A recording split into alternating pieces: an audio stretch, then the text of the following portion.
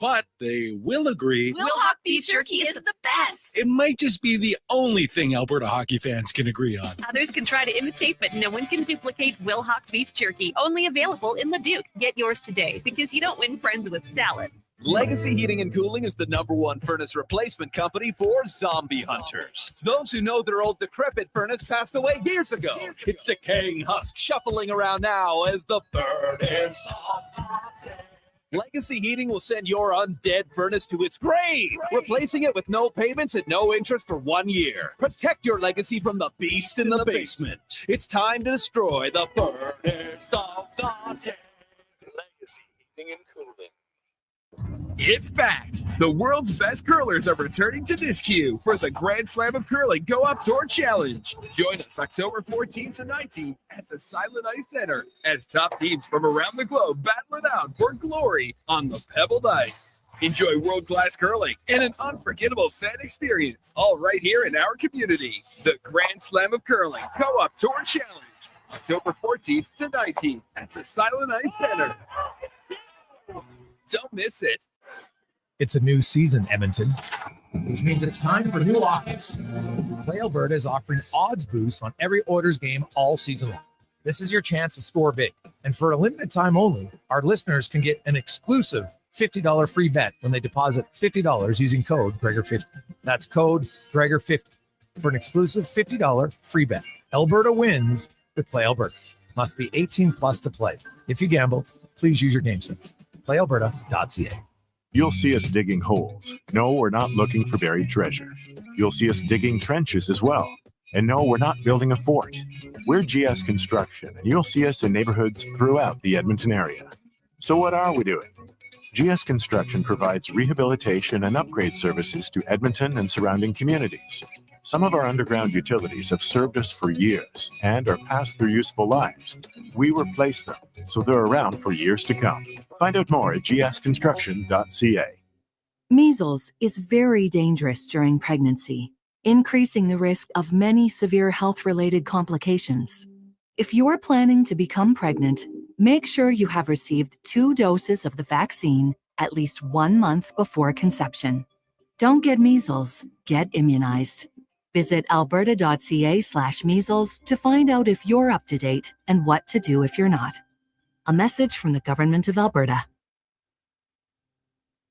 At Fountain Tire, we're fluent in saving you money. Fluent? Yes, we've mastered the language of deals. Like right now, you can save up to 25% off select tires and up to $125 off a set of 4 select Goodyear tires. Plus, $50 off $150 service when you buy those tires. All until October 18th. I'm sorry, I don't speak deals. Spend less, save more when you buy round black things from us. Oh, got it. Restrictions apply. Book your appointment online today. Fountain Tire. We're on this road together, Canada.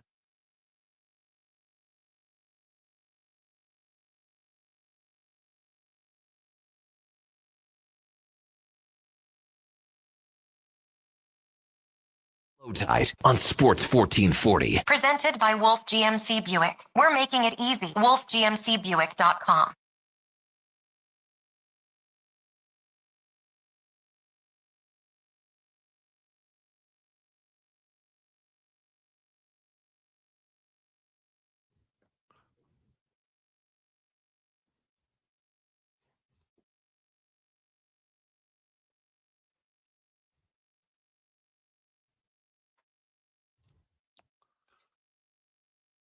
Welcome to the Lowdown. Today's show, Oilers lose a winnable game the old-fashioned way. Poor decisions by some of their best players. Jays have turned the series around and could take the lead today, and the Elks keep on keeping on. The Lowdown is brought to you by Wolf GMC Buick. Fall into savings with 0% financing on all 2025 Buick and GMC vehicles. We're making it easy. Visit wolfgmcbuick.com for details. As you know, we are live on YouTube and Sports 1440 Radio, also online at iHeartRadio, sports1440.ca, and Radio Player Canada. After the show, we place it on Apple and Spotify podcast. We tweet it out for you on X, and we'll get there, Blue Sky. Don't you worry. We're on Twitter at Lowetide, at Declan Krueger, at JFenwick04, Sam W. 1440. There's lots to talk about. Oilers, Islanders, Evan Bouchard, Jays. Elks Lions, we're going to spend a couple of minutes talking about the NFL. And in this segment later on, going to have a few thoughts on legendary broadcaster John Sexsmith, who has passed away. Our guest today, Steve Lansky, will join us at 1 o'clock, and we'll have declinations. And we'll tell you what that is in 2 shakes of a lamb's tail. First, though, he is a hair man looking for a hairband. And I got in trouble yesterday for picking on him, and now I have to apologize. Ladies and gentlemen, it's Sam Wilness. Sam Wilness, everybody. Whoa, who was giving you... Well, Karen said I was picking on you, and that I always mentioned your height, and she suggested that I, at 5'8", might not want to, pick on a guy who's 5'7", and so I'm sorry. Now, I still think you look like a nerd on your bike, but I'm sorry about the height thing. I've looked like a nerd all my life, and what's an inch difference between the two of us? Sure. Well, apparently a lot to me, but not a lot to anybody else. All right. He defends Brad Pitt's acting ability with the same passion you saw last night from Jays pitcher Matt Scherzer when he was yelling at his manager. Ladies and gentlemen, it's Josh Fenwick. That's true. I do yell at you like Mad Max, and you're John Schneider. I've been reading stuff on strange things lately, and I blame you because I've never seen the show, and I do not care about it. That's fair. You shouldn't care about it. Is there a spin-off coming, apparently, and everybody's mad about it? I don't know. Maybe. They got to find a way to print money somehow. Also, you're 5'8"? I don't know what I am. I mean, I'm saying shorter than 5'8". Shut up. You stand next to Brandon. He looks tall. Does he have to have a microphone? Honestly. Okay. He is currently receiving media alerts with incorrect times and showing up late for everything important, including this show. But he'll be on time for college football tomorrow morning, and you can take that to the bank. Ladies and gentlemen, it's Declan Krueger. Declan Krueger, everybody. John 3:17, you absolutely can take that to the bank. Also, I want to say quickly, this is a show that prides themselves on accuracy and facts and integrity, but there's a lot of lying about height going on here by everyone. You guys got to remeasure yourselves a little bit, I think, here, because we got some numbers flying around that aren't adding up. What, 5'11" and a half isn't good enough for you? What the hell? You guys all cap out at like 5'6". Oh my God. Okay, you're the same guy that likes to go around saying that you're 5'9", except you're actually 5'10". So you make the 5'9" guys go, oh my God. I'm actually 5'11", but I tell people I'm 5'9" because 5'11" sounds like a made-up height. Like, no one's actually 5'11". Can we all agree we're a bunch of nerds? Over here. I guess so. Wow. What's declarations today? Yeah, listen, I'm really looking forward to this one, especially because Sam and Josh are such big basketball fans, as I did with the college football season, with the NFL season, with the NHL season. The NBA season is getting going on October 21st, just 4 days away. So it's going to be my top 5 takes for the NBA season. Is Joel Embiid involved? I thought about having one regarding Philly, not as much Joel Embiid, just what Philly's going to do. But I thought it was kind of low-hanging fruit, and I don't mean this as a shot at you, but just with all respect, Philly, I think, is kind of irrelevant in the grand scheme of things this NBA season. You stepped over them as opposed to on them. I had a few things I was thinking about, like their win total, stuff like that. I had a few things that I thought might be applicable to Joel Embiid, but I stayed away from them entirely. Okay. We're going to start about the Oilers and the Islanders and a loss last night. That was a poorly played game by Edmonton, specifically Evan Bouchard. And I want to start because I tweeted out, he's worth it, and a lot of pushback on it. People are like, no, he's not. He's not worth 10.5. Get rid of him. He's a bum. Bench him. I'm going to read you a couple of quotes, okay? This is via the Hockey News, but originally it would have been the Edmonton Sun. And Dick Chubay is the author of this piece from May 3rd, 1985. And he's quoting Oiler assistant coach Ted Green, who played 5 years with Bobby Orr with the Boston Bruins, was a coach at the time in Edmonton. He said, I've never seen anyone play any better, including himself, as in Orr. After Coffey had been brilliant, giving 2 goals on the way to the Edmonton Oilers 1985 Stanley Cup. 2 years later, Peter Pocklington. I've said that many times Coffey appeared to lack the intestinal fortitude in games and didn't seem to have the guts to go into the corner with the puck. I realize he had a bad back. Perhaps that was the reason. And that was toward the end of Coffey's Edmonton Oilers career. So when we talk about, I've never seen anything like this ridiculous Evan Bouchard, he's brilliant in the playoffs, and then he can't even show up in games, and he's making mistakes and costing goals. It's happened before.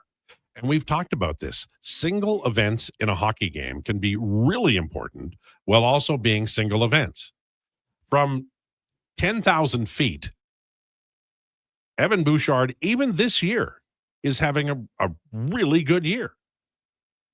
And I say that, and I know you're going to go, come on. Matthias Ekholm and Evan Bouchard at 5-on-5 have a 66% expected goal share, and shots when they are on the ice are 43-4 and 20 against. But single events have great impact. Rachel Krychak is an individual who comes on this show on Mondays, and she calls it controller unplugged when talking about Evan Bouchard the way he played last night. And I understand it has to be fixed. I understand that he has to mature. I understand that they should maybe pull him back a little bit in terms of minutes. But Evan Bouchard signed a $10.5 million contract. And part of the reason was the Carolina Hurricanes were trying to offer sheet him. So when we talk about him having no value at all, and he's no damn good, and get him off the team and bench him, I get it. I understand how you can be mad in the moment. But if you look at it from 10,000 feet, Evan Bouchard is an important part of this team, even today, even when he was so craptastic that you didn't even notice the Darnell Nurse misplays or the difficulty Ekholm was having or the forwards who seemed disinterested. And even Captain Connor McDavid with a ghastly back pass that was a quick turnover and could have been in the net within like a minute of the start of the game. So when we're talking about a guy like Evan Bouchard, I understand frustration. And hell, boys, I would even say don't put him on the top pairing, except he's the best guy for the top pairing, and he and Ekholm are doing well. So I know you don't want to hear you have to live with it. But at some level, when you've just signed the guy to $10.5 million, this is your life. And from a personal point of view, I'm glad we don't have to talk about Stuart Skinner today because he was giving up goals, but they were all on clear breakaways, and they all had something to do with Evan Bouchard. So what are you going to do? Oilers played poorly. They have to play better on the weekend. I think they got lucky on the Ranger win. They got, exactly what they deserved yesterday against the Islanders, and now they have an opportunity to recover. Just my opinion. Thoughts, anybody, on Bouchard or the Islanders and the Oilers? Yeah, this is my thing on Evan Bouchard. Like, do I think with what the cap gets to and the way Evan Bouchard plays offensively and the way he kind of elevates his game in the playoffs, you can certainly make the argument he's worth the price tag. And then you have games like last night, and you could make the argument he's worth a little bit less. And I can understand it both ways. My problem with Evan Bouchard and some of the numbers and some of the advanced analytics, and this isn't specific to Evan Bouchard, but my thing is and I've said this before, if the advanced analytics say 9 out of 10 times you make the right play, and so 9 out of 90% of the time, you're a great player. If 9 out of those 10 times are tape-to-tape passes right before a line change, and those qualify as a good play, and I'm speaking in generalities right now, and that qualifies as a good play, but that one time is that turnover he had that led to Barzal's goal, or that turnover he had that led to Duclair that should have been a goal, like that's an issue. If the analytics say 9 out of 10 times it's the right play, but the one time it's wrong, it's plays like that is an issue. Listen, that was the worst game I think I've ever seen Evan Bouchard play. I thought he was awful. Do you think that Cale Makar is a better player? Yes. Okay. Hughes? Yes. Anybody else? Just defenseman? Well, in terms of being an offensive defenseman and having the puck on the stick a lot. I think you're looking for Nick Lidstrom, and he doesn't play anymore. No, I agree. Listen, he is what he is. But also, there has to be some credence to the fact that you're a defenseman. You're getting paid $10.5 million. He's always going to have chaos. Yes, he's always going to have chaos, but you can still have more defensive responsibility. Well, and better decisions. He needs to have better decisions, but he's an offensive defenseman, yes. But you're still a defenseman, and you've, to a degree, been a little guarded in the defensive aspect of the game with your D partner, Matthias Ekholm. With X age and what's going to, I mean, I know he's locked up for the next 3 years. Would you trade him before Darnell Nurse? I would rather have Evan Bouchard on my team. But to your question, I think Bouch probably brings more trade value. You talk about Carolina wanting to offer sheet him. If the Oilers could find a top pairing right defenseman and use Bouchard on the second pair, would that be better? I mean, yeah, because like, listen, if you can find a way to make that work, you, in theory, have an incredible top pairing right side defenseman offensively. And you have a guy who's, again, like I said, elevates his game in the playoffs, good offensive player in your second pairing. And that's great. The problem is, like, how does that trade work? I think we're both speaking in hypotheticals. We don't think something like that's going to happen. And then there's another thing that, you know, people would point to and say, like, you have a $10.5 million defenseman on your second pairing. That's an issue in and of itself. Sure, but they have a $9.25 million defenseman on their second. Yeah, but we all know that he's paid too much. Like, he's not a $9.25 I mean, I'm sure there's a lot of people defenseman out there who really believe Evan Bouchard has paid too much. When I look at this situation in regard to the Edmonton Oilers, I know it sucks and I know everybody's going to be mad at me, but I think you've got to play him on the top pair, play him on the power play. The last two playoffs, he's been brilliant. He's among the all-time leaders in points in the playoffs. One thing that I do want to get to, and very briefly, and I know we're going long and I want to talk about other things, but the Oilers are playing the hell out of their best players. Oh my goodness. And they're not, like, last night, Ike Howard and Matt Savoy played well enough to move up the lineup and to play more. And Evan Bouchard's playing 25 minutes a night. Connor McDavid's playing 24. Leon's playing 23 and a half. Darnell's playing 21. Ekholm's playing 21. Down at the other end, Ike Howard's playing 9 minutes a night. 9. And that's in all strengths. I understand the coach wants to get off to a fast start. I understand the coach, you know, maybe he even has been told by his top players, we can play more. But man, this is a real workload that they're dealing with here. And I'm not sure it's A, sustainable, B, wise when an injury could send this team into real turmoil. JMO, but that's how I feel. Toronto Blue Jays, I want to get this straight because it's important and I know we're going late, but that was a huge victory yesterday. Now they got one more to go, but if they can go up 3-2 going back, they've won it. Now, I said yesterday, if they win yesterday, then they could win the series, and I believe that. Wu has been the Seattle's best starter until he got hurt. We don't really know what they're going to get out of him today. We'll find out. But if Wu is in any way shaky, and remember now, they've gotten to Logan Gilbert and George Kirby, right? And Castillo he's an older pitcher, so getting to him isn't as big a deal. But these Jays bats are really coming alive, and they're going to have to play the Dodgers because Milwaukee is done, even though there's one more game to go. But if you're a Toronto Blue Jays fan, pay attention to these puppies. And if you're a baseball nut, you better tape these things because you're going to be watching them all winter.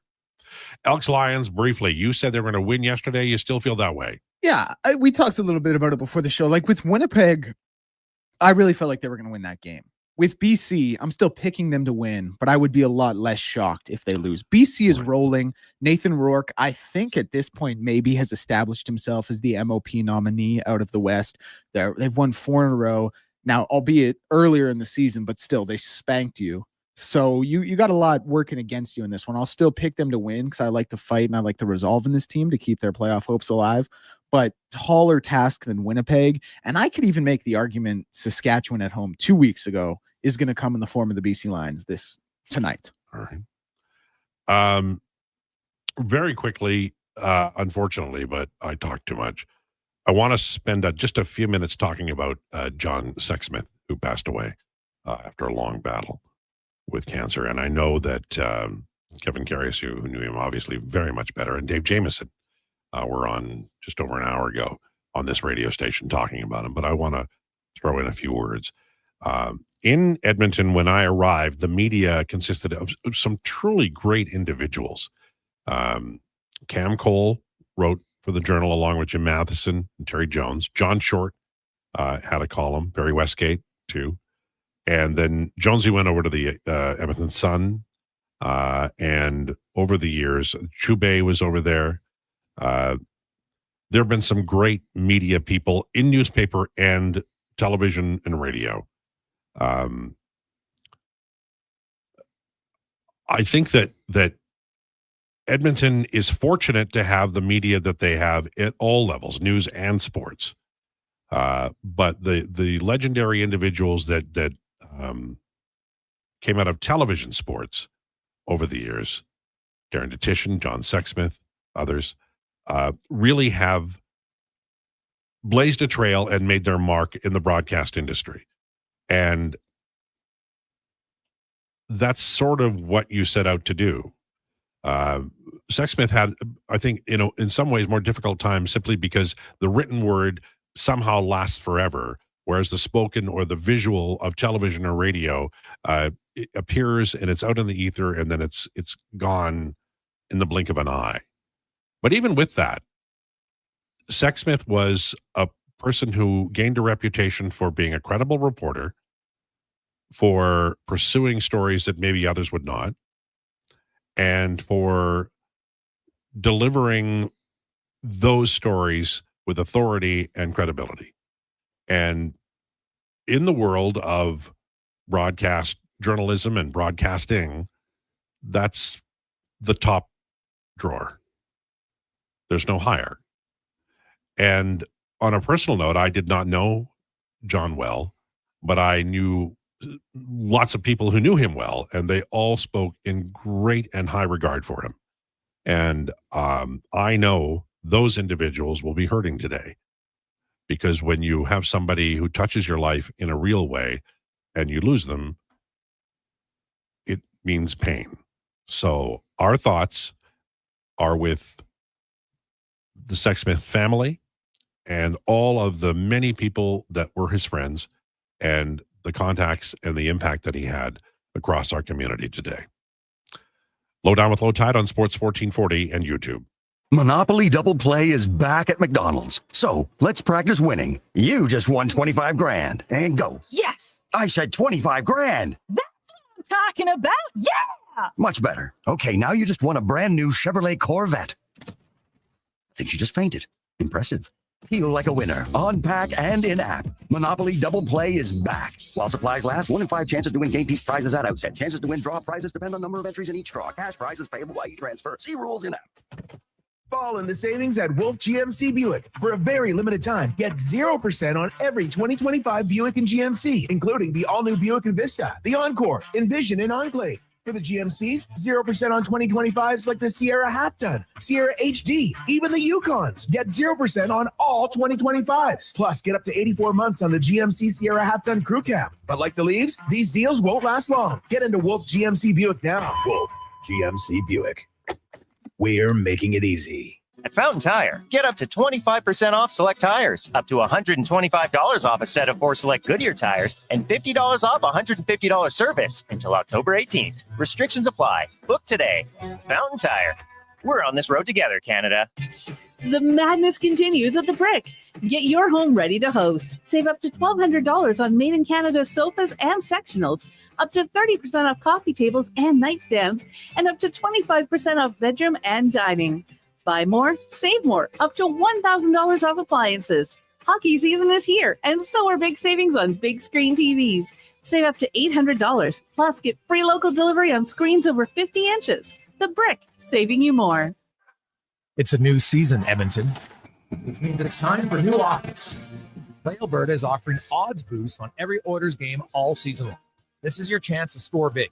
And for a limited time only, our listeners can get an exclusive $50 free bet when they deposit $50 using code Krueger50. That's code Krueger50 for an exclusive $50 free bet. Alberta wins with Play Alberta. Must be 18 plus to play. If you gamble, please use your game sense. PlayAlberta.ca. Bringing every project to life requires the right team. By joining the Japa Machinery Group service or sales teams, you can be part of setting a new industry standard. Celebrating a legacy of excellence with Japa. Learn more at japamachinery.com. Carve out for a cause at the Jason Krueger Pizza Pig Out, presented by GS Construction. Thursday, November 6th at the Canadian Ice House. Indulge in unlimited pizza from amazing local pizzerias while you help raise some dough for kids' sport. Then vote for your favorite slice to help crown the People's Choice Award winners. Tickets to join Edmonton's biggest and best adult pizza party are just $30. Head to JasonKruegerPizzaPigout.com for more details and to buy tickets. At the Nissan All-In Clearout, there's nothing more chill than financing an award-winning Nissan for just 0%. Enjoy the soothing relaxation of zero stress, zero worries, zero indecision. During the Nissan All-In Clear Out, get 0% financing plus up to $500 bonus on some of our best-selling models. You have zero reasons to wait. Conditions apply. See your local Nissan dealer today. Visit your local Edmonton and area Nissan dealer for more information. Groceries, mortgage payments, family holidays, a new car. That's what profit shares look like for Vision Credit Union members. Each year, we return about 75% of our profits, $35 million last year, to the people who bank with us. Because at Vision Credit Union, when you're an owner, you get your share. Why not get yours? Learn how at whatsyourshare.ca. That's whatsyourshare.ca. For all things golf carts, it's the Golf Cart People. Their certified techs provide expert service from maintenance to custom upgrades. Customers can explore the sales floor for new and used Club Car, Yamaha, and E-Z-Go models. The Golf Cart People stock a wide variety of parts and accessories to keep every ride in top shape and offer convenient rentals for tournaments, weddings, and festivals. Trusted for sales, service, parts, accessories, and rentals since 1997. Visit the Golf Cart People at golfcartpeople.com, your complete golf cart solution.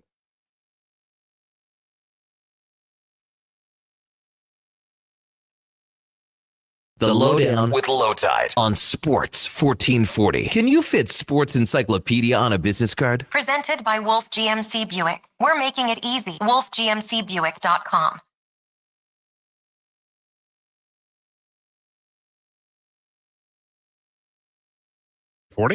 For Wolf GMC Buick. Check them out at wolfgmcbuick.com. 1224. Kind of a cool day. Very nice fall day, though. Probably need, I just am wearing a kind of a heavy shirt. You're what, hoodie over there? What are you doing? Hoodie? Yeah. Armani, actually. Well, of course. Yeah. Not bad. Yeah. And what about you, Josh? What are you wearing? I'm wearing my Costco fall outfit. Okay. Wrangler jeans and a Costco wholesale hoodie. Nice. Black. Nice. What's your favorite thing to buy at Costco? Probably the hoodies. You? Yeah, I don't go to Costco that often because I don't have a membership, so I have to go with someone who does. I don't really buy in bulk like that because I live in a single person household. But when I go, probably the hot dog. Yeah. I like that. I also like the McDonald's coffee pods. Hey, it's yeah, those are great. Yeah. Monopoly back in McDonald's. Yeah. Oh, so really? Okay. You got them on your cup there. Yeah. Oh, do you want it? Well, if you're not going to use them. No, I don't use them. I usually give them to Connor. Rick Mercer, by the way, birthday today, born in 1969. What about you, young Sam? Are you wearing a sweater? I am. I'm wearing two right now.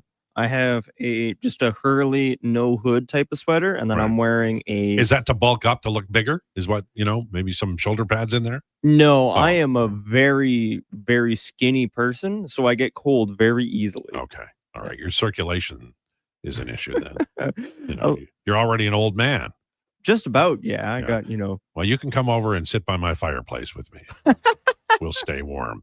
All right, it's time for Rumors, brought to you by Great Canadian Solar. Great Canadian Solar has been helping homeowners and businesses harness the power of the sun for 15 years. Invest in solar and yourself, greatcanadiansolar.com. The Detroit Red Wings, this is via David Pagnotta from the fourth period, are reportedly trying to trade some defensemen, some real good ones, like Travis Hamonic and Justin Holl and Eric Gustafson. And the players that they're playing are Simon Edvinsson, Moritz Seider, Ben Sherratt, Sandin Palika, and Hamonic. He got into one game, played 12:40 at 5-on-5. But these are not, Norris Trophy winners they're throwing out there. Detroit Red Wings, by the way, they look really good when they play Toronto, is what I've noticed so far this year. Anything that we should know about? You mentioned that hoops are coming soon, and you're going to do hoops declinations here in 2 shakes of a lamb's tail. I saw Cleveland as the favorite to win the East. I don't know what happened to Boston, but what's going on there? And Is anybody surprised by Cleveland being no odds-on favorite to win the East? The Knicks would be the team I would also put in that conversation. I think the Bucks are always in it with Giannis, but I do think it's Cleveland's to lose. The Celtics, I mean, Jason Tatum's going to be out for the year, or at least it's presumed. We'll see what happens when he comes back from his injury. Maybe it's a little early. They had a fire sale. Kristaps Porzingis traded. Drew Holiday traded. I think they saved like $140 million on the luxury tax or something by trading those two guys. I'm going to talk about Boston today in Declinations, but it's not, I don't think it's going to look great for them this year. When does the season start? October 21st. Okay, so I see Joel Embiid is suiting up tonight. So his first preseason action, just getting ready for the old year, I guess. Is it his first preseason? Yeah. That sounds about right. Listen, I'm surprised he's even playing preseason.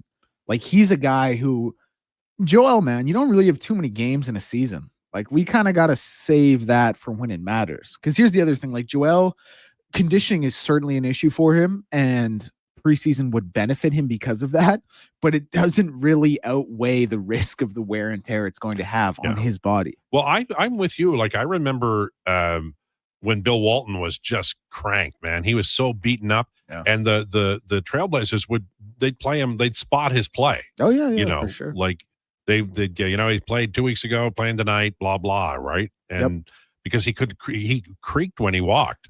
He was the first guy who really kind of was like a Band-Aid. That was a high level, high caliber player. Like obviously injuries always happen, but with like Bill Walton had one of the greatest primes ever. He was great in college and then was great. Oh, he was incredible in college. And he had like an incredible 2 years, but that was really it. Like, he was an MVP, a finals MVP, a champion. And at the end of his career, he only had 2 All-Star appearances. Yeah. Because it was so short-lived and so injury-ridden. It's funny you mentioned, because my primary memory of Bill Walton, honestly, is sitting on a chair with a towel wrapped around and a towel on his knees. On his knees, yeah. And just kind of going, oh, I hurt. With the big beard. Right. Yep. And that was because he just got the hell beat out of him. Incredible prime, but short-lived. This comes from Lindsay from Lloydminster. I don't like Bouchard. I will never like Bouchard, and I will celebrate when he goes and plays elsewhere. Well, just like Peter Pocklington and his quotes on Paul Coffey, eventually you will get your wish. However, Paul Coffey played a long time and had great success.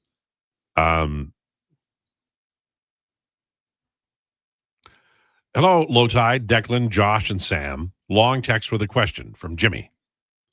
I'm still mad at Major League Baseball for screwing the Expos out of the World Series and haven't watched a lot of baseball over the years. I'm with you, brother. I tuned into the Jays game on Wednesday and found the telecast to be unwatchable.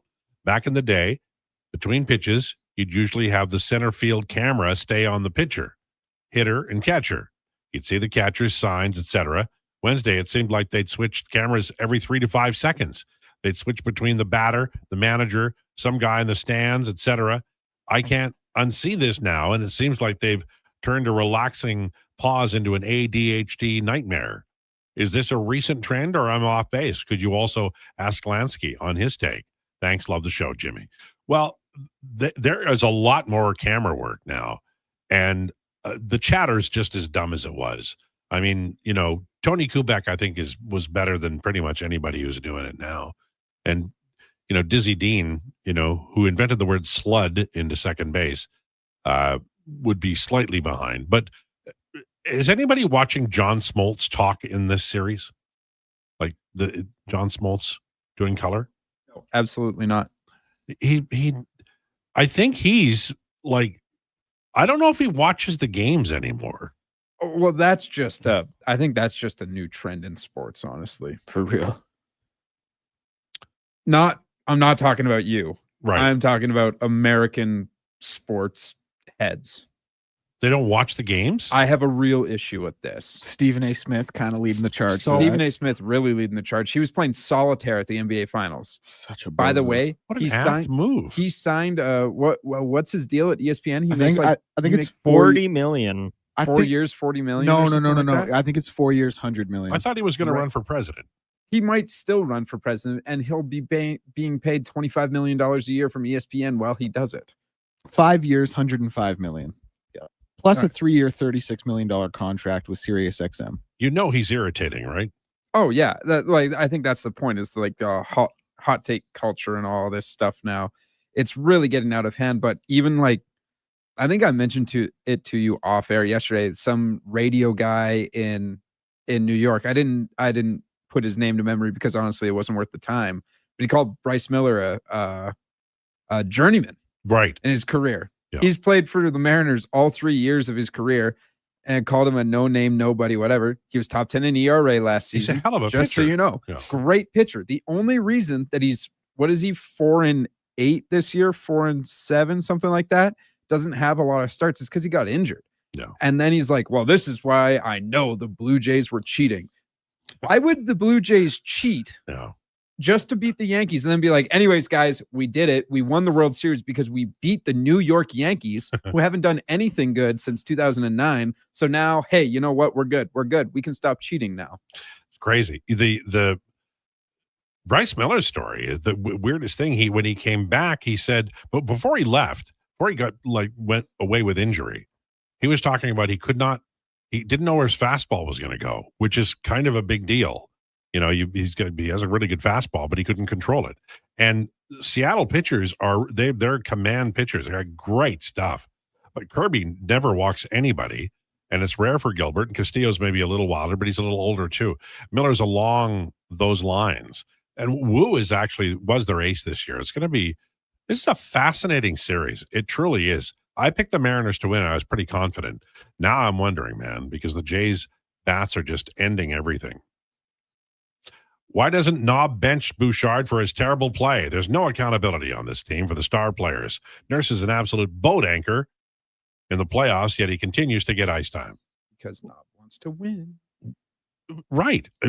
Pick somebody better. Like, okay, let's say Evan Bouchard gets sent home. You go home. You got your money. Take your money. We're not playing you. So now the top pairing is Ekholm, Emerson, Stetcher, Regula when he gets back, maybe Wallman. I know you're mad at Evan Bouchard, and I know you're eternally upset at Darnell Nurse, but these guys eat minutes, and for the most part, they outshoot and outscore when they're on the ice, or they contribute to that. And a lot of it has to do with their star players, but you can't punish Evan Bouchard because he plays a lot with Connor McDavid and Leon Draisaitl, because that's optimal. So we'll see. But I think that should they win a Stanley Cup, I think the pressure and the rage about Evan Bouchard will lessen. And it's like the Ted Green quote that I had at the beginning of the show. When you are part of success, and Evan Bouchard has been a big part of success 2 times now in the playoffs. I mean, deep in the playoffs. And when they win the Stanley Cup, I think that it will change things as it did for Paul Coffey. Paul Coffey left because of a financial dispute, in all honesty. It was about money. And it ended up a year later with Wayne Gretzky being sold to Los Angeles. All right, 12:35. Once again, could you remind the folks at home, the ones listening with a big radio by the fireplace, and they put another log in there and having some cocoa? Ooh, yeah, I have cocoa. I like cocoa. Tell us what's coming up on the declinations. Sure. As I did with the college football season, the NFL season, and the NHL season, this will be the last edition, naturally, because now the seasons have all, got going. My top 5 takes for the NBA season. All right. Look forward to it. Lowdown with Lowetide on Sports 1440 and YouTube. Whether you're a craft beer connoisseur or more of a wine aficionado, there's always something new to discover at Sherbrooke Liquor, a unique, family-owned, independent liquor store. The selection, incredible. The non-alcohol section is also very impressive. Sherbrooke Liquor, expert, knowledgeable staff with a passion for unique finds. More than just a liquor store, we're a community. Alberta's best, the one and only Sherbrooke Liquor. Wine, spirits, and oodles of beer. Visit SherbrookeLiquor.com. At Fountain Tire, get up to 25% off select tires, up to $125 off a set of 4 select Goodyear tires, and $50 off $150 service until October 18th. Restrictions apply. Book today. Fountain Tire. We're on this road together, Canada. Weekly NFL giveaways, drink specials, huge screen TVs. The hits keep coming at First Round. Edmonton's NFL headquarters. Watch NFL football at First Round, and you could win a trip to your favorite NFL city for a regular season game next season. Catch NFL action Thursday nights, all day Sunday, starting with the Pro Bowl brunch from 10:30 to 2. Then Monday night with half-price boneless wings after 6 p.m. First Round, burgers, beer, sports. Downtown and Bourbon Street, West Edmonton Mall. Looking for the perfect gift? Give the gift of great taste with a Loca Quality Market gift card. Redeemable at any Loca Quality Market or Loca operated restaurant. It's a treat for food lovers. Ready anytime. Grab yours today at loca.ca. Prostate cancer affects 1 in 6 men in Alberta, and this November we're fighting back. Every dollar raised fuels early detection and life-saving support. Donate today for the men in our province. Visit keepitinalberta.ca to start your fundraiser or donate today. When it comes to choosing a hair clinic, the difference is in the doctor. I'm Dr. Vance Elliott. Transforming how you feel about yourself is a very personal experience, and I'll work directly with you every step of the way. Physicians come from all over the world to learn from Dr. Elliott. When your personal goal is to help other people achieve theirs, you must deeply understand the latest treatments. Want to feel confident and comfortable? The difference is in the doctor. I'm Dr. Vance Elliott at drvanceelliott.com.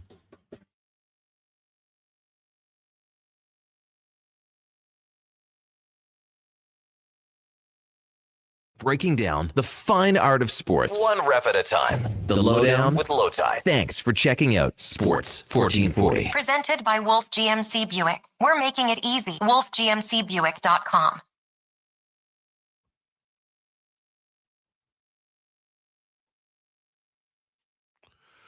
Lowdown with Lowetide on Sports 1440. For Wolf GMC Buick, fall into savings with 0% financing on all 2025 Buick and GMC vehicles. It's all at wolfgmcbuick.com. 12:39. We're almost on time. We're doing pretty well time-wise. We'll blow that out of the water now because it's Declinations, brought to you by Elks Nation. Check out the new website, elksnation.ca. Articles, podcasts, and more breaking news on the green and gold that you can shake a stick at. A stick. The most in-depth double-E football coverage online, elksnation.ca. And with that, friends, foes, countrymen, here's Declan. Absolutely. My top 5 takes for this NBA season. And like I said, we got some certified hoop heads over there. So we're going to need Josh and Sam to chime in on this one. My Wi-Fi just went down on my computer. Well, it was because Tragic. you were out of the room and you weren't paying attention. So brutal. Okay, number 5. This is LeBron's penultimate season. Now, I don't think this is going to be the swan song for him because he just, as much as I like him, he has too much of an ego. He will make sure that every city he goes to and every team around the league knows he's having a retirement tour. He will not pass up that opportunity. Right. He hasn't made any announcement like that. So I think, like I said, this is his penultimate season. Right. Yeah, I could agree with that. You know, he wants to have one last season, kind of go out with a big bang. And I feel like this year he might still consider the Lakers a bit of a championship contender. And so I don't think he does retire this year. I think he retires after this year. I think we get 3 weeks into the season and then he goes, oh, by the way, this is the last year of my career. And then the people who are suing him for $800 are like, never mind. We're dropping the lawsuit. I'll keep my tickets. What about, is there anything like record wise that he is still chasing, or is it all done? Oh, he's got everything. Okay. He's got everything. It's only about Outplaying, championships. like Kareem was played till he's 41. Yeah, 41 sounds about right because it was 88, Yeah. 87. Yeah, listen, LeBron's done. He's completed the game of basketball. The only thing that could, like, I don't think he's better than Jordan. I don't have him ahead of Jordan in the GOAT conversation. Mhm. And even if you think championships are what's holding him back, he's 2 away from Jordan. Jordan was 6-0. LeBron's 4-6. Right. And I don't think LeBron wins another title, period. I definitely don't think he wins 2 more. And he wouldn't win a title unless he went to a city where he might not necessarily be as key a member as he is. Well, he would be a key member, but he would have to, I think, adapt. I think his biggest strength throughout his career has been his playmaking ability and his passing as a point forward. He would have to go somewhere and really accept that role. And like when Luka joined the Lakers, Luka is better than LeBron right now. Mhm. LeBron should have said, "This is your team. Go score. I will just be a 20 or 21 point a night guy and create." And we still saw LeBron kind of need to dominate the basketball, or a desire to dominate the basketball. He would have to really change that to compete. Is there any part of the Lakers management and coaching group that would welcome a retirement from LeBron so that they could move on? And use Luka? For sure. Okay. Oh, I think definitely. Okay.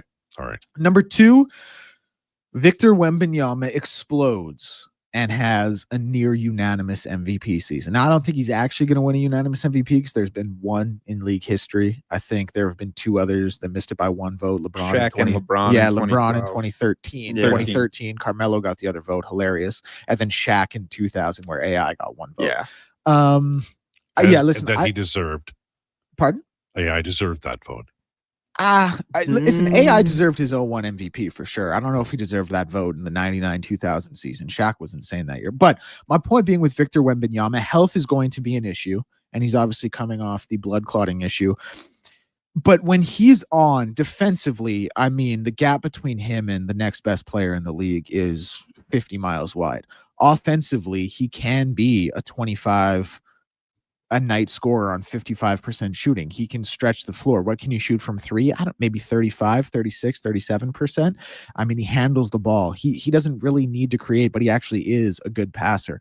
I think if he stays healthy, because he's going to have such a lead on everyone defensively, that if he can couple that with like 25, 12, and 3 on top of the 3.5 blocks he's probably going to get, I think he could run away with the MVP this year. But health is going to be a factor. Interesting. I don't necessarily think that Victor Wembanyama is going to be in an MVP conversation this year. Definitely in the future.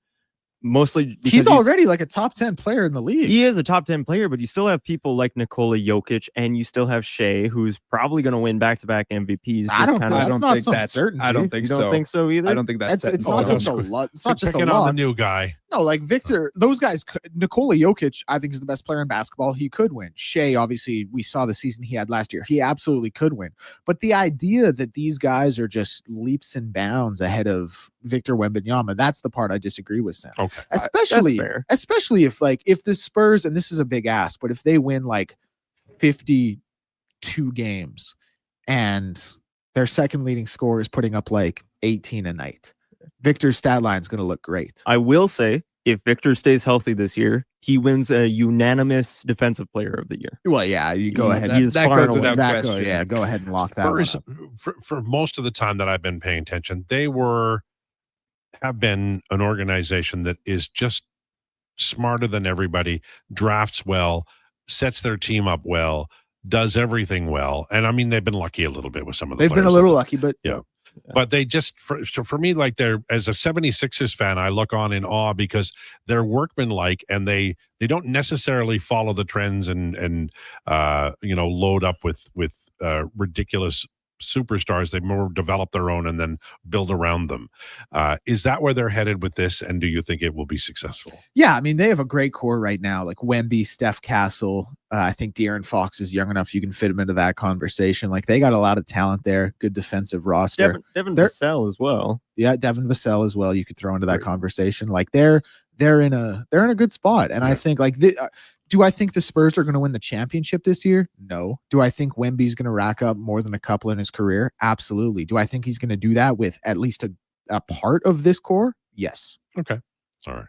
Number 3, the Boston Celtics missed the playoffs. Oh my God. Listen, Boston is a team when they won in 2022. Not a crazy take. Was it 24? No, it was 22. Okay. And then in 23, it was the Nuggets. And then in 24, it was the It was no, the sorry, it Celtics was the in 24. Celtics in Then it 24. was the 'Cause it was the Warriors in 22. Who's the basketball guy? You are the basketball guy. 'Cause, yeah, it was Warriors 22, Nuggets 23, Celtics 24. I'm just teasing you. But when the Celtics won that title, I think people thought, "Ooh, we're going to be seeing a lot of this with Jalen and Jason, and with Kristaps playing that stretch 4, stretch 5, with Drew defensively."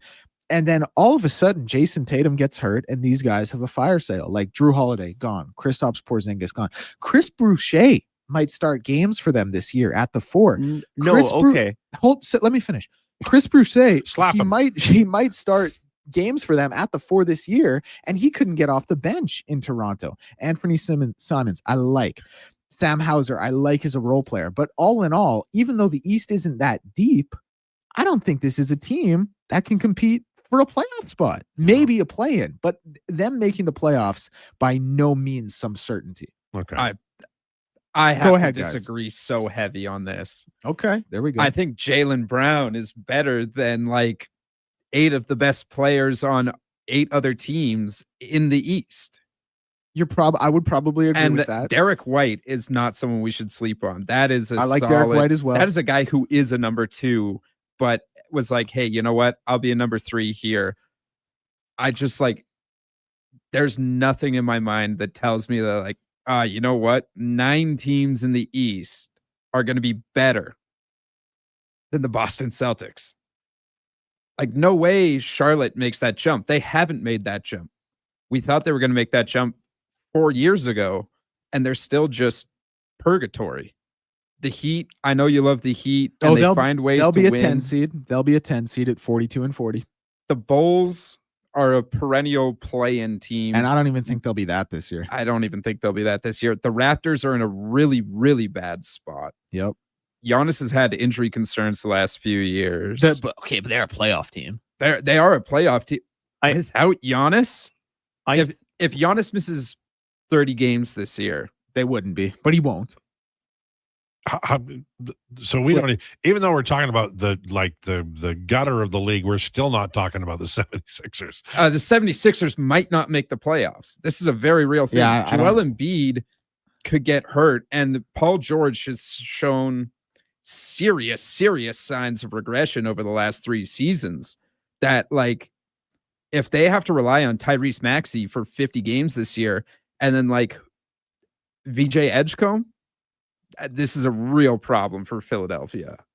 Yeah, I think it is going back to an era where the East is weaker than the West, but I could see Boston sneaking into the playoffs as like a 7th, 8th seed, maybe through the play-in if things get that bad, because we have no idea. Maybe Jaylen Brown and Derek White don't perform as well as they used to beside Jason Tatum, and they take a step back this year, maybe try and get, a draft pick here and there just in case.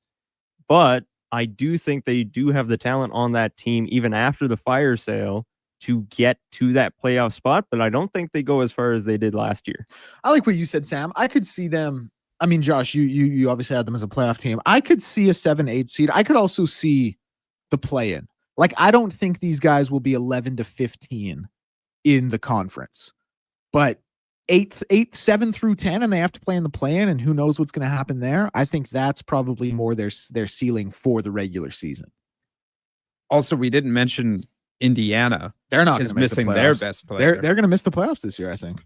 Yeah. So now who have we talked about? We talked about like 6 teams that are going to miss the playoffs. But okay, so I have Orlando, Milwaukee, New York, Atlanta, Detroit, Cleveland as 6 teams that I think are going to be locks to make the playoffs. Absolutely. So then you're fighting for one of 2 spots with. Who don't you like, Josh? Can you go through that again? I forget who I. Orlando, Milwaukee, New York, Atlanta. Atlanta's going to make the playoffs. I personally don't like Milwaukee. Do you see what type of players they have on that squad now? They have like the best player in the world. I promise you, he's going to Is wield. Giannis going to do something like 15 LeBron, where he carried the Cavs to the playoffs? Have you watched Giannis play? I have watched Giannis play. Like, have you seen Kyle Kuzma play? Do you think the Milwaukee Bucks are not going to be one of the top 8 teams in the Eastern Conference? They'll definitely be top 8. So what's the conversation? How do you feel about Sam right now, Declan? Well, listen, he's a hoophead and he's passionate. I respect that. I vehemently disagree on on his Milwaukee take. You don't want to go over there and, do what you did to Josh. Number 3. No, number 4. Is this number 4? Number 2. 4. This is number 2. There we go. You went the wrong way. This is number 3. No, it's number 4. We've gone through 3 Guys, already. enough. We're at number 2. This is 4. Yeah. No, this is. You went 1, 2, 3. We go down. We go down. No, but you were going. Maybe I was counting up. What the hell? Do you people listen to the show? You're all fired. I don't listen to anybody. So the second last take, maybe I'll phrase it like that. And I'm interested to hear what you guys have to say about this, Josh and Sam. The Golden State Warriors make the Western Conference Finals. Nice. Now, the Golden State Warriors were on a 62-win pace after the Jimmy trade. They went 23-7. They beat the number 2 seed Houston Rockets in that first round of the playoffs. Maybe you thought Houston was overranked or overrated as a team, but regardless, through an 82-game season, they finished as the number 2 seed in the conference. Then they went up 1-0 on the Minnesota Timberwolves before Steph's injury. Do I think Golden State is a runaway to win the West? No. Do I think so much of it is dependent on what Steph can do? Yes, but I still think they have a core that is now Steph, Jimmy, Draymond. They obviously get the addition of Al Horford, who can stretch the floor, although he's probably a little washed. DeAnthony Melton, who post the ACL, I think is going to be a good piece for that team. I'm not saying it's a runaway. I'm not saying it's a lock, but them being a Western Conference Finals team, I think is very much so in the cards. And like I said, it's my second last take here. This is an old team. They can't get injured. They cannot get injured.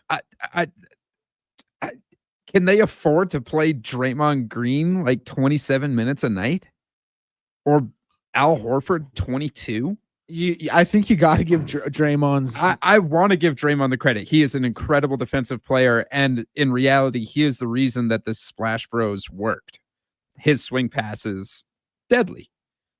But he's not getting any faster as he gets older. No, I agree. And the players that they have to play in the West are entering primes or are young.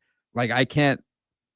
And Al Horford, he's got to stay down on the block. If he gets pulled out, no, I disagree. They got to get him on the perimeter off of high pick and rolls with Steph. What? They got to pick and pop him and let Al Horford shoot. Well, I believe like the pick and pop. I'm talking about on the defensive end right now. Oh, on the defensive end. Yeah, he's got to stay home. But I have serious defensive concerns with this team. Yeah, their defense. I mean, listen, they'll be able to defend on the perimeter a little bit and with Draymond in switches, but they're probably not going to be winning a lot of games 85-82. No. I don't think they make it. I think they make the playoffs, definitely. You know, you still have Steph Curry. Probably he's a top 10 player all time. And, you know, there is some teams that we did overrate in the West last year, like the Houston Rockets. But there's also been a lot of changes made. I don't think they make it to the conference finals. I do think they win their divisional finals, though. And they get bounced in the second round. All right. Final one. Got to be quick here. LeBron James gets traded to Cleveland at the deadline. Awesome. I love it. Well done. Great. Absolutely nails. Love it. Storybook. You guys agree?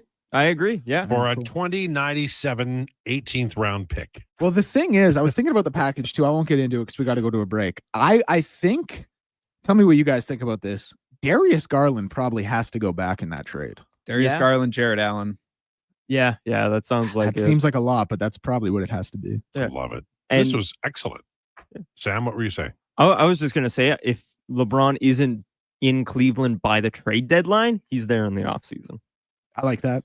All right. That was really interesting. Like, as somebody who doesn't follow it closely, that was jam-packed with wild takes. And these guys didn't, I mean, they reacted, but they didn't leave the room. So well done by you, young Declan. Great job, everyone. Great job, guys. Great job, guys. Good segment. Good segment.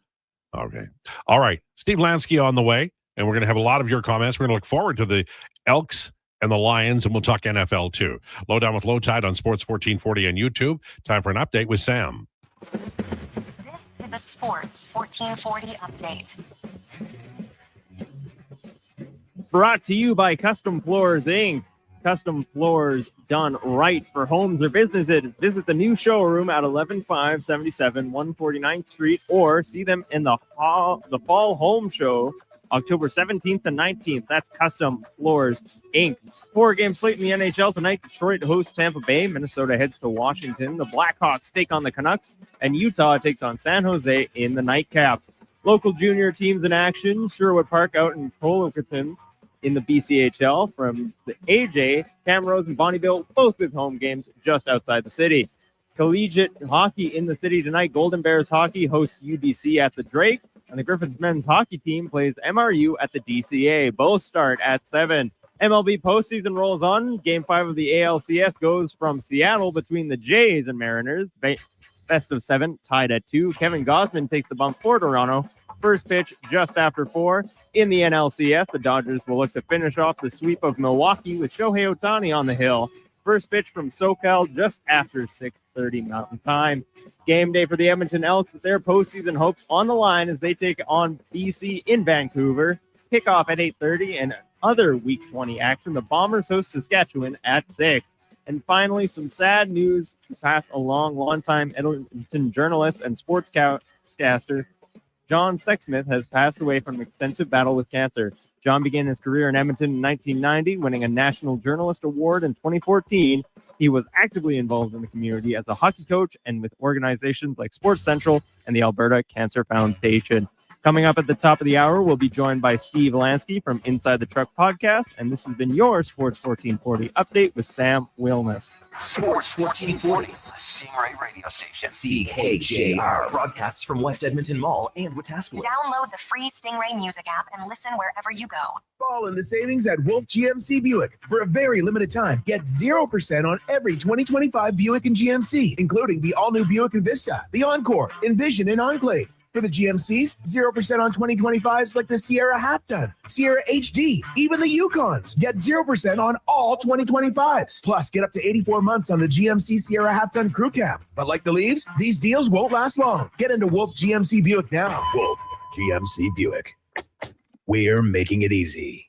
Hey everybody, it's Jason Strudley. How would you like to join me and the superstars of hockey on an exotic holiday? Join us on a 7-night cruise through the Mexican Riviera, leaving from Los Angeles and including Cabo, Mazatlan, Puerto Vallarta, and more. While we relax and cruise at tropical waters, you can attend an intimate meet and greet with legends like Bill Ranford, Fernando Pisani, Kelly Buckberger, Ron Lowe, Gene Principe, Jack Michaels, Louis DeBrusque, and more. There's still time to get in on every hockey fan's dream cruise. Book now and save $500 per couple. The Edmonton Hockey Legends Cruise. Price start at just $23.99. Part of the proceeds support the Ben Stelter Foundation and Kids with Cancer. Visit cast.tours/Edmonton. Call 1-833-347-7678. Call now to book and save $500 per cabin when you mention promo code Stingray Radio. That's cast.tours, 1-833-347-7678. A huge thank you for making Sports 1440 the most listened to sports radio station in Edmonton. From Krueger to Curious to Lowetide, we've got in-depth analysis on all your favorite sports. We are Sports 1440. Monopoly Double Play is back at McDonald's. So let's practice winning. You just won 25 grand. And go. Yes! I said 25 grand. That's what I'm talking about! Yeah! Much better. Okay, now you just won a brand new Chevrolet Corvette. I think she just fainted. Impressive. Feel like a winner on pack and in-app. Monopoly Double Play is back. While supplies last, 1 in 5 chances to win game piece prizes at outset. Chances to win draw prizes depend on number of entries in each draw. Cash prizes payable by e-transfer. See rules in app. Bring in the new year with a Canadian country legend. December 31st, in concert at the Silent Ice Center in Nisku. Brett Kissel. She drives me crazy. Multiple CCMA and Juno Award winner, platinum-selling recording artist, and top 10 hitmaker. Celebrate the new year in Alberta, country style. Bring your friends, your cowboy boots, and your party spirit for a night full of hits, celebration, and unforgettable memories. The countdown to 2026 starts with Brett Kissel live on stage. Get your tickets now at silenticecenter.com/events. Diablo Boots sells only Canadian-made work and biker boots made by Canada West. No American or boots made in China, so no tariffs. All of Diablo's boots have replaceable soles and heels for longer life. Sizes 6 to 14 triple E. Buy quality, buy Canadian. And support Canada West and Diablo, the two best names in the boot business. So save on boots by Save on Foods. That's Diablo Boots, 3340 Gateway Boulevard on the east side of Save on Foods. Buy Canadian. They're terrific. Looking at the Alberta weather forecast, wild, unpredictable, brutally tough. When the weather turns tough, Titan Supply doesn't back down. Titan Supply has been protecting workers from conditions like this for 50 years. We stand tall with you against the elements with the industry's best rigging, hauling, and lifting products to get you home safe. Tire chains, wire rope, round slings, chain slings, and a whole lot more. Titan Supply in Edmonton, Grand Prairie, Red Deer, and Calgary. Online at titansupply.ca. Lift, dig, haul.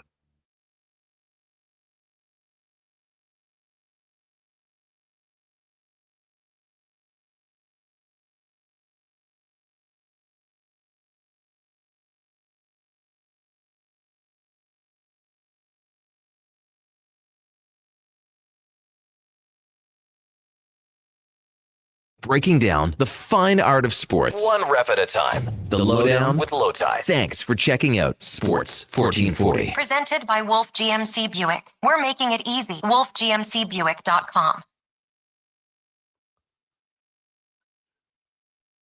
Lowdown with Lowetide on Sports 1440 and YouTube. Brought to you by Wolf GMC Buick. Fall into savings with 0% financing on all 2025 Buick and GMC vehicles. We're making it easy. Visit wolfgmcbuick.com for details. Now, our next guest is going to be live in studio Monday, October 27th. Right, Steve Lansky? You looked at the calendar when you said that. You looked over at the calendar. You knew it was 20-something, but a 1 in 10 chance of getting it right, and you got it right. Thank you. Monday the 27th, yeah. I kept thinking this whole month that it was the last Friday in October, and it isn't. It's the last Monday in October. Yeah, I know. And I must tell you, when you're sitting in the coffee shop and you receive texts that say, "We'll see you next Friday in the studio," and you've talked to Lowetide, I would say 15 to 18 times about this, you look at your partner and you go, "I'm concerned for Lowetide." Well, you should be. And then she reads it and she goes, "I'm also concerned for Lowetide." And then we clear that up, and that's good. At least you kind of figured it out. Yeah. Chances are somebody will be in the host chair on that day to talk to you, and that's all that really matters. So, and you know what? I bet you we can figure out a way, even if that didn't happen. There you go. Yeah, you're right. Yeah, we're good to go. All right. We're going to talk about the Blue Jays and the Oilers in two shakes, but earlier today we got word that John Sexsmith has passed away, and he had been battling cancer for a long time. And obviously it has an impact on families and friends, but also the media at large who knew him well. And you knew him right at the beginning of his broadcast career. I'm going to pull back the curtain a little bit. You gave me this news about 5 minutes ago, and I have thought nothing else in those 5 minutes. It was like you walked in, told me I was coming on the 25th, and then punched me in the gut. It all happened within 5 minutes. So I was the stats guy in the Oilers booth for 4 years on ITV and on Hockey Night in Canada from 1979 to 1983. And then, as most of the crew at ITV was so fond of, I went from being the stats guy to the producer over the summer. But that meant that we had to hire a new stats guy to sit beside Tim Dancy / Bruce Buchanan moving forward in the Oilers broadcast booth. And we ended up hiring John. And unfortunately, the first thing I thought of when you told me was how hard I was on John when he was a stats guy. Because in a shocking development, I have a bit of an ego, and I still don't think there was a better stats guy ever than me.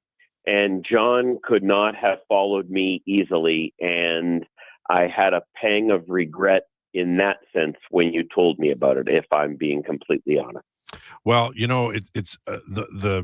there's I think by the time an individual like yourself or myself reaches an age, there are things you're proud of and things that you would do over again. And I think that acknowledging that makes you a better person, no matter who we're talking about. But I'm always interested, Steve, in the chain of what occurred, and it's harder with say broadcast media than it is with print media, because like I can tell you that Cam Cole was my favorite person I ever wrote or ever read in a Journal or a Sun. But I also think Dan Barnes might have been the best reporter. And on the television broadcast side, I think that what made Sexsmith so good was that he was entertaining, but he also could find a story and pursue it. And so I think maybe some of the things that he would have learned from you held him in good stead later in his career when he used them to great effect. It could be, or he could have just put, here's how not to be an a-hole, and slid that into a file. Right. And moved forward with that tidbit of information. I was really hard on John, and I could lie to you and say I wasn't, but I was. And, John was fine as a stats guy, but it was really hard to follow me, who thought he knew everything. Surprise, surprise. And John was always a very nice guy. He always had a smile when he came into the rink. He always said hi. And when I think about it, I think, you know what, Steve, you could have been a little better guy there. Yeah. But I think, Steve, you're revealing something of yourself, and I appreciate you doing it. But also I think that if we're honest, all of us have those moments, right? In our lives, and I'm not going to tell you any of mine because it's not the time. But I will say that part of the success that you have in life is the person that you are, and sometimes in life also that doesn't play in every room and with every person. And I mean, I can imagine you being like a hard ass. I mean, you get mad at mic booms in movies when you're watching them. I was I was a hard ass because I'd done the job, so I knew what was possible up there, and I knew how integral. It's not as integral now to a broadcast as it was then, but I knew how integral it was to the broadcast then, and I knew it made us better broadcasters if we had a stats guy who was basically had 7 arms and 12 eyes and could do everything at once. Yeah. And, John tried, but he worked with a producer who was a bit of a pain in the ass. Well, and when somebody writes another book, are you ever going to write your book? Because I people would buy it and read it. I promise you. I appreciate that. Every time you ask me, I hang up and I say, I'm going to write the book. I'm going to write the book. I'm going to write something down that looks like a book. I'm going to start. And then I see something shiny on the floor and I pick it up and then I forget. So I promise I will think about it. How about that? Okay. Sounds good. That's all we can ask for. All right. Toronto Blue Jays. I said they were dead in the water after the first 2 games because they lost in Toronto. Good luck winning 2 in a row in Seattle. And yet we are here. And now later on today, they got a chance to go up 3-2 before heading back home. What the hell's going on out here? Yeah, great question. I'm not going to lie. I'm a little bit surprised. I kind of felt like they'd shot their bolt after playing the Yankees. I thought, man, they got so high. It was so hard to beat that team. Not physically hard to beat them, although they did it great. It was really hard emotionally to beat the Yankees. It's not David and Goliath, but in your head, it's David and Goliath. And I wasn't surprised there was a bit of a letdown with Seattle. So I thought, well, that 3-1 game, Gosman's doing okay, but he gives up the home run and then he walks the guy. And then Schneider takes him out of the game, which I got to be honest, at the time, I didn't think was the worst decision ever. I did think he took out Savage a little bit too early, but that's just me in the next game. And then with that collapse, I thought, uh-oh, this is serious business here. And then it's like they got to Seattle and said, screw this. We think we'd like to get to the World Series. There's only one way to do that. Let's start taking that path. I'd love to have been in everybody's head over that 24, 48 hour period. Well, in game 3, I read that they said, we're just gonna be really aggressive on Kirby's first fastball he gives us. He's gonna try to get ahead. We know that's his game, and we're gonna try to get that puppy in the air, and that's what they did. And Kirby's had an uneven year, but he's a hell of a pitcher. And for me, that was a shocking result because, Kirby's been up and down, but of late he's been pitching pretty damn well. And I did not expect that to happen.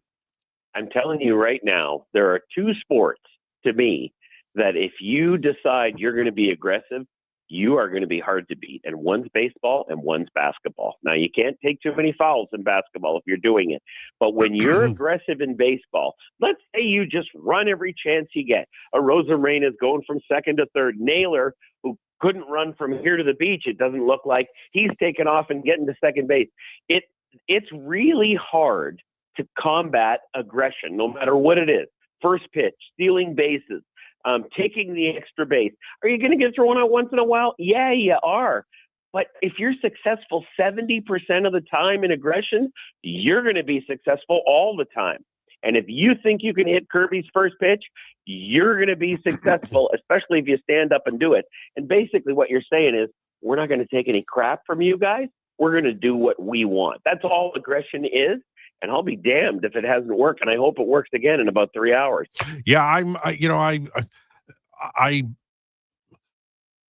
I just wonder about the Jays because I don't want to say this because I don't want to get ahead of the story, but for them to come, like, they beat the Yankees and that's a hell of a story. But then they go down 0-2 to Seattle, who Seattle finally has bats to go with the pitching and the gloves. And now they have a chance to go up 3-2 and go back home. If they get out of this, I mean, I think that, basically baseball now consists of fans who are either Dodgers fans or fans who want the Dodgers to lose. And if I'm sitting here right now, I think the Jays might give the Dodgers more of a run than the Mariners. And I'm surprised I'm saying that because even after game 3, I didn't feel that way, but I feel like momentum and there's a certain amount of this is their year going on here. I would so love to believe you. But when I look at the Dodgers and the fact that they haven't lost, they're winning any way they want to win. They're up 3-0 on the best team in baseball. Now, I get it. You have ebbs and flows. Maybe Milwaukee was the best team in May and June and July, but not now. I get that. But I'm telling you, when you win a championship like the Dodgers have done, and when you have Dave Roberts in the dugout, boy, oh boy, I'm telling you, man, if I got to put all my money on the square, I really want to put it on the Blue Jays square, but I know whose square I'm putting it on, and it's the blue one who used to play in Brooklyn. I think they're going to be so hard to beat. I hope it's entertaining, and I hope the Jays can do it, and I hope they come up with a game plan that challenges Los Angeles, but I think it's going to be really hard. Yeah, it's kind of weird to be witnessing the golden era of Dodgers baseball when Vin Scully has passed, but we're kind of there. We got, Snell in game 1, Yamamoto in game 2, Glasnow in game 3, and then it'll be Ohtani in game 4. I mean, this is a murderer's row on the mound here. Dude, this is the 1970 Orioles when they had 4 guys winning 20 games. Now, nobody's going to win 20 games anymore. But Snell goes 8, Yamamoto goes 9. Like, what kind of a world is this? And when you look at that pitching, it's like, who are you going to beat? Well, I'm not sure you're going to beat any of those 4. Yeah. I have a real strange feeling in about 2 weeks, Mary Hart's going to be really happy behind the plate in Dodger Stadium. Yeah, I mean, I like it. There's a net, and like somebody said, I can't remember who, but it was somebody on a text line. It said, "Well, the Dodgers always do this. It's their pitching." And I'm like, "Do you remember last year when they had, I think, relievers pitch more than the starters did, and they were a mess. They were running out of pitchers as they were winning the World Series. This is a way different year for the Dodgers." And that's why, to me, Dave Roberts is such. I mean, the guy's seen it all in that dugout. And once you get a manager, and I'm not comparing him to Billy Martin or Dick Williams or, Connie Mack or any of those guys. I'm just saying, once you get a guy who can move those chess pieces, and I'm saying whoever's going to play him in the World Series is going to be outmanaged. Like Pat Murphy's probably being outmanaged now for the Brewers. Whoever is going to play them in the World Series is going to have a hard time not being outmanaged. And that's a huge chip in their favor, too. No, for sure. Oilers, they lost a game last night. They played so poorly, turning pucks over, in their own zone with back passes. Bouchard had just a miserable game, and fans are not happy. I mean, it doesn't mean anything in the grand scheme of things, except that in playoff games, discipline and defensive coverage do matter. And I'm reminded of the great George Bush quote, "Is our children learning?" Right. And do they spell potato with an E on the end? That was Dan Quayle, right? Yeah, exactly. But you know what? Let's say they reel off 5 now. Let's say they beat the Devils. Let's say they beat the Wind. It won't mean anything. It won't mean anything at all. All it'll do is for Evan Bouchard to spend the rest of the year going, well, I didn't play as bad as I did at that game on the island. So that's good. You have that marker to move forward with, right? Yeah. I would think that would be a positive. For sure. And you're right. I mean, you gotta have Grant Fuhr had the worst memory in the league, and that was good, right? That's right. He didn't think about a goal. He just let in. He just stopped the next 6 shots. Dude, he couldn't remember the face-off that happened 30 seconds ago. That's exactly right. I have a question for you, Steve, and it's an outrageous and unusual one, but I've been thinking about this. In my older life now, I don't drive 6 hours straight. I used to be able to do that blindfolded. I'm teasing, but I don't now. I get out and I have lunch and I take time. I probably take an hour. I might even, read my phone or something when I'm driving because I can't drive 6 hours straight like I used to. And I also don't drive long distances in the winter anymore. I was just wondering about you. Do you still, because you're a traveling man, do you still drive long distances with you as the single driver these days? No, not with me as a single driver. It does not happen. We rotate back and forth, and we do what I would like to call smart driving. We never drive in the dark. We never drive when we think the weather may give us any sort of a curveball whatsoever. Because you know what? I've just come to it's just not worth it. Yeah. It's absolutely not worth what could happen. So we try to drive smart. But I mean, we drove 6 hours to get up here in Bonnyville. We're going to drive 6 hours to get back. But we pick our days. We look at the weather. I guess that's another old people thing. Look at the weather before you go. But you know what? Smart gets you there safe, and I try to do that. Yeah, we stopped. We used to drive the kids to Medicine Hat, and then one year we almost hit the ditch, and that was the last year we went down because you hit the ditch with 2 little kids, 4 and 6, and you're who knows, right? And these prairie roads, they can get tough sometimes. So the worst drive we ever had, we left Columbus, Ohio, driving back to Toronto. It was the most beautiful sunshiny day in Columbus. By the time we got to Cleveland, right on Lake Erie, oh my God, it was the biggest blizzard ever. And the kids were like 6 and 4. Yeah. And I still think I have the scars on my knuckles from grabbing that steering wheel. It was the worst drive ever. And I said to my wife, that's it. Never again am I taking a drive on Christmas. And we've never done it since, and I'm a happier guy for it. I just think from a safety point of view, it's just because you're right. Like Lake Erie, for sure, Alberta with the stuff coming over the mountains, you just never damn know. I had no idea. We got to Cleveland, and I'm like, what even is going on here? Like, first of all, it was a blizzard. Second of all, you're in Cleveland, so that's not great anyway. And then we had to work our way along the lake to Buffalo. No. And we got home, and I'm like, I feel like I should be dead. Like, you would just ring me out. Man. Well, I blame George Steinbrenner for that, but I blame him for everything, so it's all good. Lansky, you rock. Thank you. You bet, my friend. Take care. There you go. Steve Lansky. He will be joining us Monday, the last Monday of October on the 27th, and for the whole show with Dan Hemming, Inside the Truck podcast. And we're going to have obviously Rachel on and Gregor on, but the rest of the show is going to be those two. And we're going to talk about Inside the Truck. We're going to talk about their friendship. We're going to talk about the way sports is covered now on television and in media in general. And that's going to be something I'm really looking forward to. All right, it's 1:21. We are late for a break. Your comments about Lansky, you've got a few and more straight ahead. Lowdown with Lowetide on Sports 1440 and YouTube. Seriously, another door knocker? I really want to go solar, but these high-pressure tactics are exhausting. And their prices are unbelievable. Before we do anything, let's call Great Canadian Solar.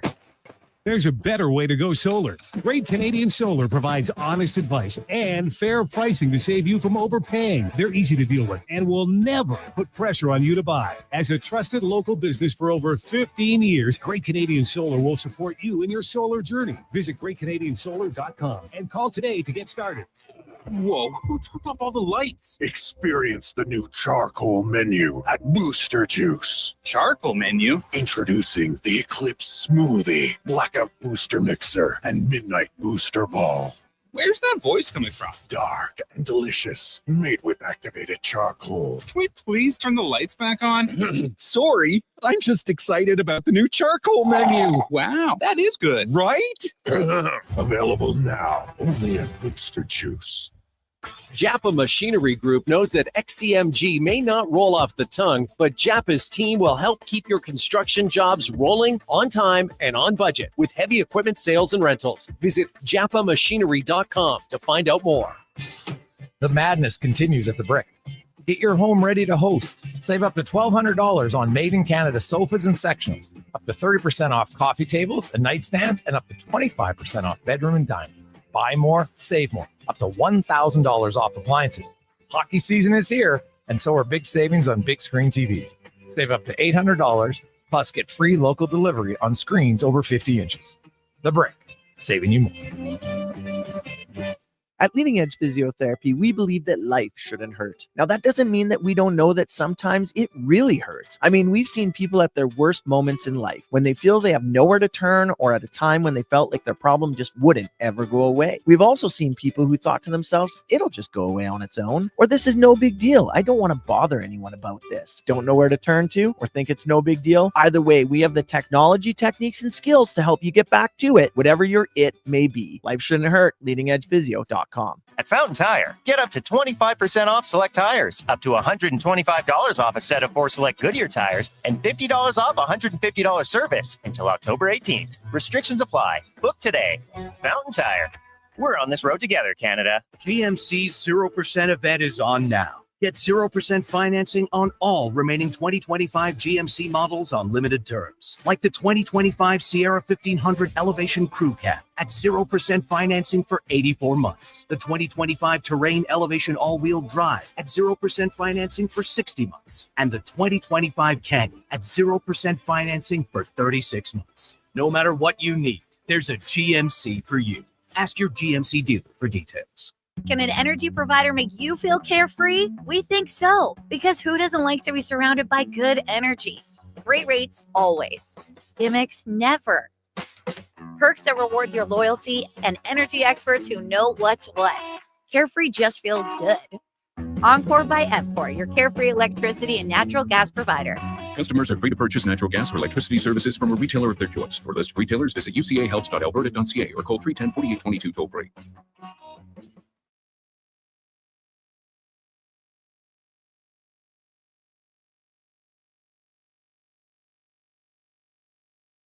The Lowdown with Lowetide on Sports 1440. Author, musical connoisseur, sports know-it-all.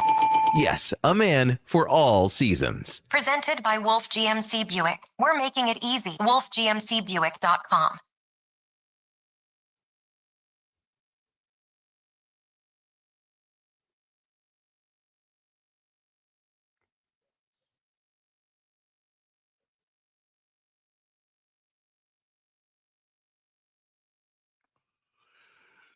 Lowdown with Lowetide on Sports 1440 and YouTube, brought to you by Wolf GMC Buick. Check it out, wolfgmcbuick.com.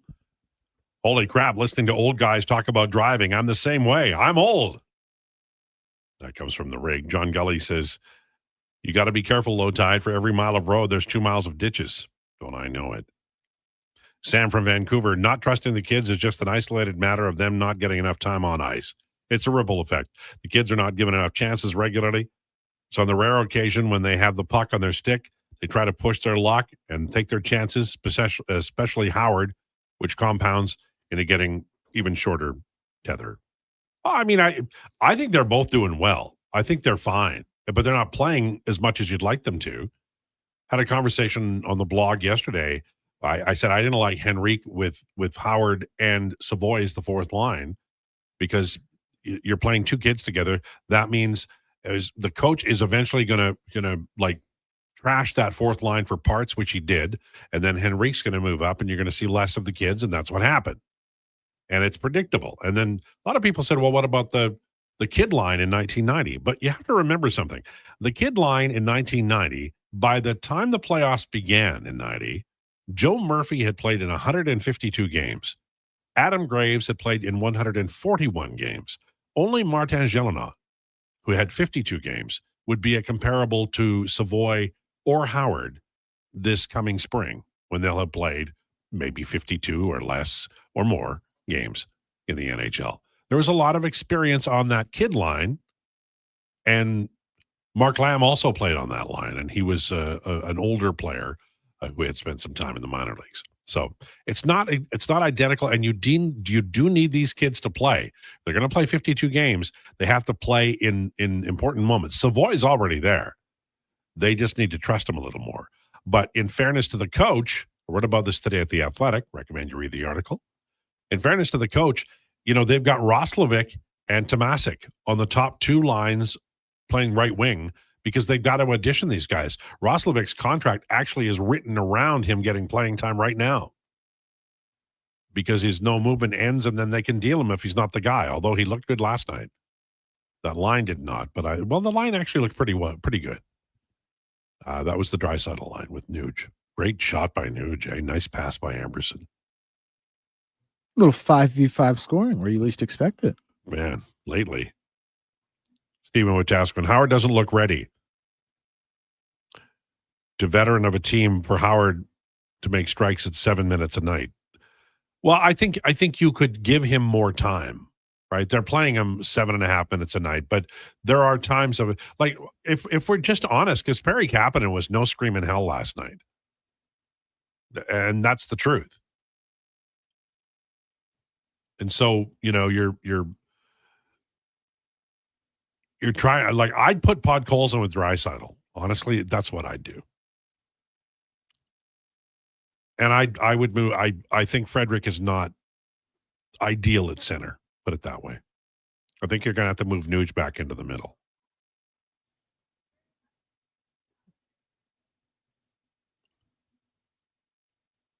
Jays haven't made it. Why are we thinking Jays have won? Well, nobody said they've won. I said yesterday, if they win game 4 and it tie at 2-2, I think they can win this thing. And I think they can win this thing. But I think they can win this thing is better than is not the same as they won this thing.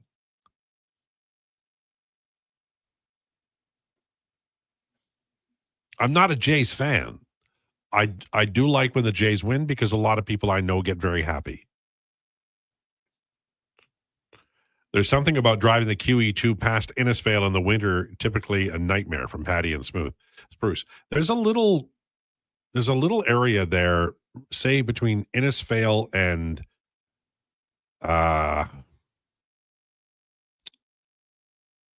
what's the name of the next town where the prison is? Innisfree? No. Bowden? Bowden.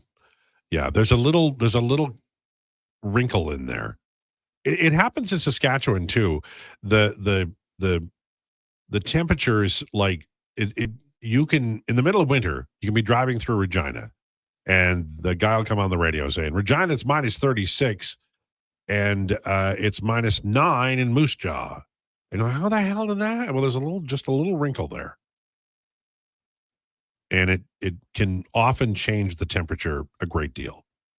And there's a little window in there after Innisfail and around Bowden where some really tough weather can come through. And if it rains, it pours. And if it's a blizzard, look out. When is Wallman back?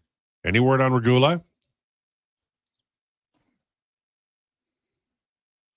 Well, day to day. That's from Teabag. Can we say that on the air? I think you have to spell out TEA though. So it's like bag of tea. If you young people would just stop making words and phrases mean something that they're not supposed to mean, none of this would be an issue. It's true. That's not. It's But a fair you sit point. at the back of the class and you lollygag and you carve your name into the damn desk that everybody's going to have to see for the next 30 years, and you make up your atrocious damn words, and then I come around and I start talking about cribbage and everybody giggles. Yeah. You know? How fair is that? Does cribbage mean something else nowadays? No, but there's a phrase in cribbage I can't use anymore because these jack-o'-lanterns have gone ahead and made it into something else.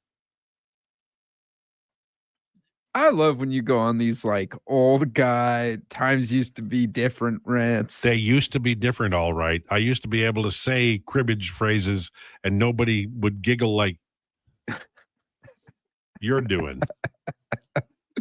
I just can't help it. You make me laugh. You're a clown. You amuse me. How am I funny?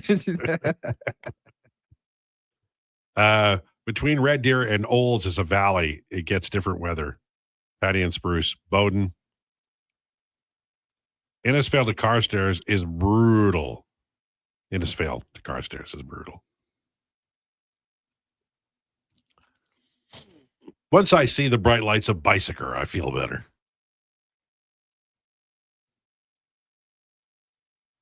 When does McDavid realize the regular season has started? McDavid didn't have a good game, but my goodness, this team, their little back passes are like, and they have a button-down coach. And you know, I mean, I guess you can only yell at some people, but holy Hannibals. I mean, the goals that went in, Bouchard should feel shame.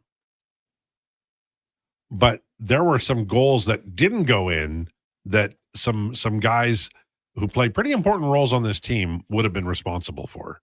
It wasn't a good game by them. I got kind of a fun little trivia question. Mm-hmm. There are 3 players on this team whose plus or minus is 2 or better. Plus 2? Plus 2 or better. 3 players on this team. Do you know who they are? Trent Frederick? Trent Frederick's one of them. How many are there? There's 3. There are actually only 6 players total who are positive in terms of plus minus. 3 of them sit at plus 1, but there are only 3 who are plus 2 or better. And like you said, Trent Frederick is one of them. Teacher, can I try and answer if he can't get them right? Well, go for it. This is open season. Ty Emberson. Ty Emberson is one of them. Yep. Though Trent Frederick and Ty Emberson are both plus 2. Okay. And the other one is? Plus 4. It's actually Brett Kulak. Oh, Kulak has played well. Yep. With no points on the season, but he has played well. 19 minutes a night that's a fair bit for Brett Kulak. Sure. And Kulak Emberson was the best pairing last night. Nurse was throwing the puck to the. It's like when he shot the puck, no matter how hard, the defenseman of the blue line was going to stop it. And when he's trying to get it out. And then if he didn't do that, he iced the puck. There was some just brutal thing. You know, I will not say it. I will not. But I did say it to myself last night. I said, Self, this reminds me of the 80s when the young Oilers would get to New York, and I'm not going to tell you the rest. It had that look. What would you do if you were a young man in New York? Well, listen. You don't want the answer to this No. Like if I'm a You'd professional go to the athlete, library. If I'm a professional athlete, I'm like I would buckle down. Like seriously, man. Because in this situation, I'm probably not a hockey player. I'm probably a basketball player, right? So I'm all 5'11" of you. But I don't You're right, think football. Like back in the old days, they used to, smoke a dart between periods. Guy Lafleur did that. Club 50, what was it? Club 54? Yeah. But I don't think they do that anymore. I don't think I read a thing on The Athletic where they don't drink during the season. I don't know about that, but it's far more buckled down than it used to be. Like even Ray Whitney and Paul Bissonnette talk about it. Like they were kind of the last era of they like to really go out and get buckled after the game and put 8-10 pops back. It's not really like that anymore. Like I'm sure for some guys it still is to a degree, but Bissonnette had a career and then he became a pirate based on what I'm seeing on television. Rocking the eye patch these days. Yeah. Looks good doing it though. Sure. Oh yeah. You bet. Ever been to sea, Billy? That's what he asked Brad Marchand the other night. Got a pretty good line.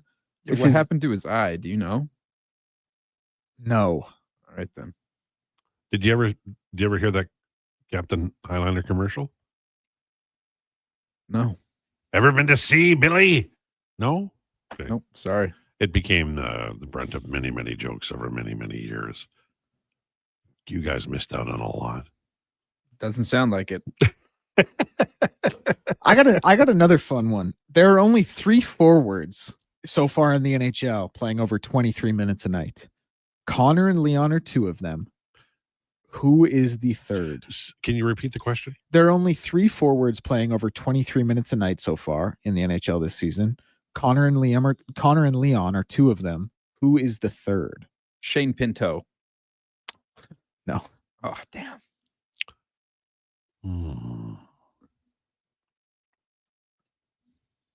Got to be a team that doesn't care.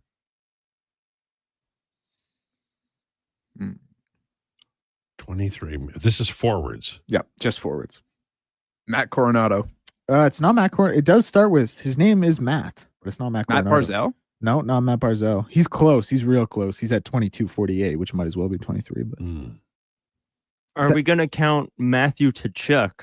Tkachuk. Well, he's not playing right now. He's not playing right now, but when he was. It's this season. It's actually Matt Boldy. Oh, I would never have gotten that in 1,000 years. Yeah. You know, sometimes you hear a word like a last name, and then you start thinking about words that rhyme with boldy, right? Moldy, you know. Bueller. It's a kind of is Matt Boldy's an unusual name, though, right? A little bit. Not going to disagree. I got a third fun one if you want it. Sure. Connor and Leon are third so far this year in terms of even strength, time on ice. Connor's first, Leon's third. Who do you think is second? Even strength, time on ice. For forwards. Yeah. Connor's first, Leon is third. Who do you think is second? Connor Bedard. No, he's 7th. Okay. Sebastian Aho. Nope. They don't do that in They Carolina. don't do that in Carolina. Oh, yeah, you're right. That's my bad. That's a bad guess. Averaging 9 Austin minutes. Matthews. Austin's 5th, actually. Mika Zibanejad. No. Plays on kind of a weird team. Kind of like good player. JJ Peterka? No. Weird team, Columbus. Oh, that's a weird team. Sean Monahan. Nope. You guys want the answer? Yeah. Mason McTavish. Oh, wow. Shout out to the Duke of Delburn's Ducks. They're punishing him. They are a little bit. Why would they be punishing him? Especially because Mason McTavish, he's also only getting like under 2 minutes a game on the power play. So they're really riding him on 5-on-5. And I don't think of Mason McTavish as some defensive forward. No. Only if he's related to Craig McTavish would we give him credit for that. Craig McTavish was a hell of a defensive center. He really was. It's so funny. The top 15 even strength forwards in terms of ice time, all of them have like no time shorthanded. Nothing. Except McTavish. Except Leon and Connor. And Austin Matthews as well, actually. But everyone else is like 4 seconds, 1 second, 0 seconds, 2 seconds. Connor and Leon 150, 142. And then Austin Matthews as well at 145. Knobloch is riding these guys into the ground, and we've played 4 games. Yeah. The problem is that and I'm not going to pretend I'm inside the room, but what I would like to, they have the truth serum, I'd like to use it on you bunch, but I'm pretty honest with you, Ty. I was going to say, I'm not known to hold back around here. I would like to know if Knobloch, like how much of what McDavid and Draisaitl want gets done. I would think 62%. Yeah, 60% is probably right. I bet it's less than fans or people would maybe expect of someone of their statures, but it's probably more than most teams give other stars. Mm-hmm. I just think that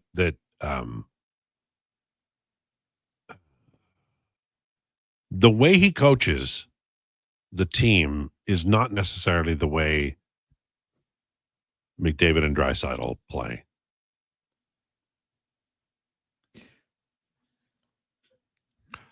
Anze Kopitar is going to be out week to week with a foot injury. He's 311 years old and still their best player. Kempe, on his way up, though. Oh, yeah. Kempe is good. Okay. Do we have to take a break or did we do that? We have to take a break. All right. Thanks for paying attention, Josh. Really appreciate it. I pay attention, but I don't listen. Is that do you have the poppy? No. Poppy's not until November. What is that there, though? That's the C in Costco. God, my eyes are worse. I shouldn't be driving. This is why you don't drive in dangerous weather. Or weather. Night's tough.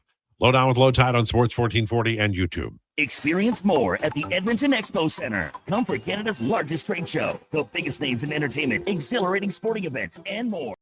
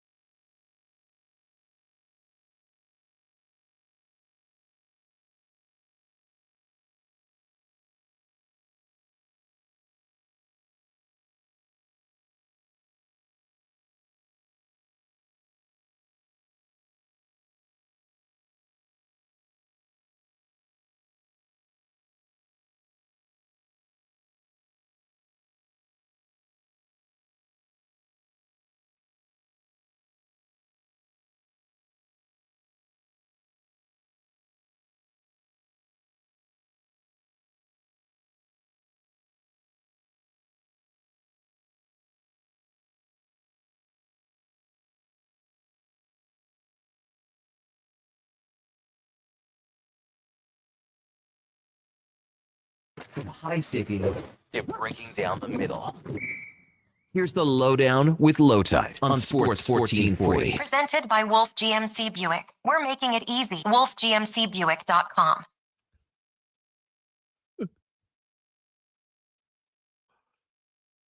This is the Lowdown for Wolf GMC Buick. Fall into savings with 0% financing on all 2025 Buick and GMC vehicles. We're making it easy. Visit wolfgmcbuick.com for details. You're like one or two segments away from playing like a Gang of Four song there, Sam. You're getting heavily into the guitar music.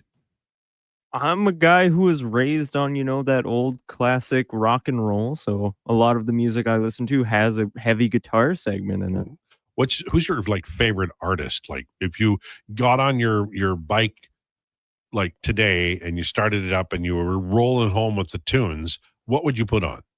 Okay, that depends on what type of mood I'm in because I literally listen to everything. So I'll just give you kind of one from 3 different genres. If I'm doing country, Jason Aldean. If I'm in a bit of a more of like a classic 2000s rock mood, it might be Foo Fighters, it might be Guns N' Roses, it might be AC/DC, Metallica. And then if I'm going for a pop vibe, I'm gonna say Maroon 5 or Bruno Mars. All right. So, and that is exactly dovetails with your taste, Josh. What? What would you be listening to driving home today? Today, I will be listening to Noah Kahn on my drive home if I decide I'm not listening to the Jason Krueger show. Okay. I love Noah Kahn. Okay. And he was the inventor of Comic-Con. A lot of people don't know that. Yeah, it's spelled totally the same way. What about you, Declan? What are you listening to? You know, it really switches up. You know, right now I've been pretty big into that Post Malone Morgan Wallen song. I forget what it's called. Yeah, it's in your brain. Pardon? Oh, fake. Yeah, no, I'm not really a big Post Malone fan or Morgan Wallen fan, but the Elks cheerleaders, they go out to it with one of their first routines of the night, and it's not that song, but it's pretty good. Yeah, that's Emmy Lou by First Aid Kit. I sent that to Karen earlier, which is really good. Oh, lovely. Yeah, is that what you'll be listening to on the ride home? No, I'm going to listen to. I just discovered this. There's a super deluxe edition of the Stones Black and Blue that is coming out in 27 days. So I'm going to be listening to the original. I remember Fool to Cry, and I remember Cherry O Baby, and a few others. But it's been a while. That was the album cover that got banned for reasons that I'm not going to talk about. But part of the script for Spinal Tap involved that album cover back in the day. I don't know about Total Time on Ice. Was this? That's you. I'm not going to read Declan. I can't believe the Oilers are only playing Ike Howard 10 minutes a game. I believe he needs to play higher in the lineup to be successful. If not, send him to Condors so he can see 20 minutes a night. I think he'll be in Bakersfield soon. I wrote about it today in The Athletic. Recommend you read the article about what could happen. And look, they're going to put Regula on IR so they can activate Wallman, I'm pretty sure, because then you don't have to lose any defensemen to waivers, which general managers don't like to. Remember when Regula was waived a year ago in Boston, and then Bowman picked him up, and even if he couldn't play, he never put him back. He just kept him. And then he signed him this year, and now they feel like they've got a real defenseman. NHL teams, if they like a defenseman, they will move heaven and earth to keep that player on their roster, even to the point where they might keep 8 guys, although that is a stretch. But as far as Howard is concerned, I think he's going to go down. You probably should. No Ace Frehley guitar today, fellas, from Progriarch. No. I've been thinking about him, though. For those who didn't live through the era, it's so hard to discover or to describe what Kiss were. You know, Kiss were famous before they were famous just because of the way they looked. And